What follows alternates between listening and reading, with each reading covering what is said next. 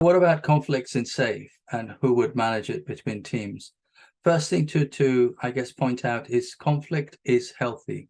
So we are not there to say there should not be any conflict, because we want different perspectives, different ways of thinking and approaching solutions.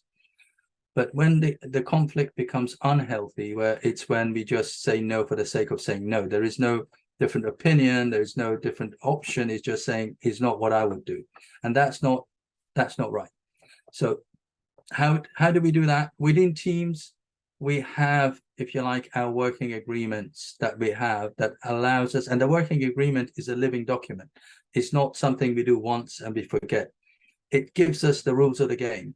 So we behave the way we want. We also got our values and the principles. We got the SAFe core values and the SAFe principles.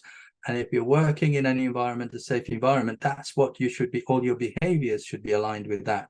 And if you're misaligned with that, those are the things that we refer back to. So we got our team agreement, the values and the principles to say, well, why is this behavior misaligned with that? So who would deal with that? Typically the scrum masters within the team, or agile or team coaches will work within the team.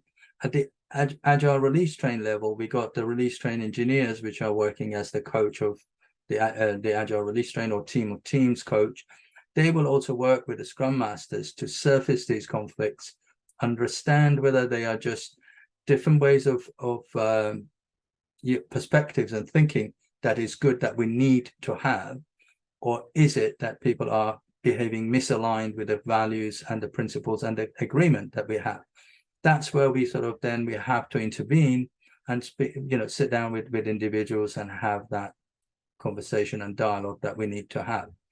Each case would be different, but typically conflicts arise because people have made different assumptions, and there are tools and techniques we can use.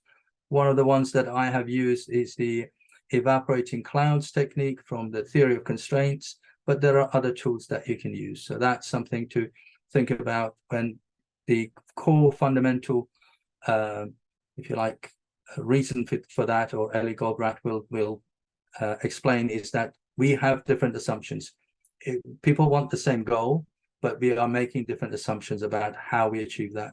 And it's once you surface those assumptions, then you realize that actually you're after the same thing.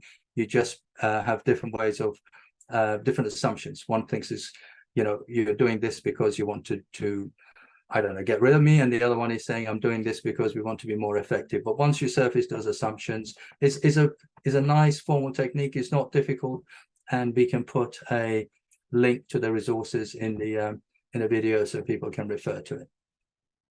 So that's how we handle conflicts in SAFe.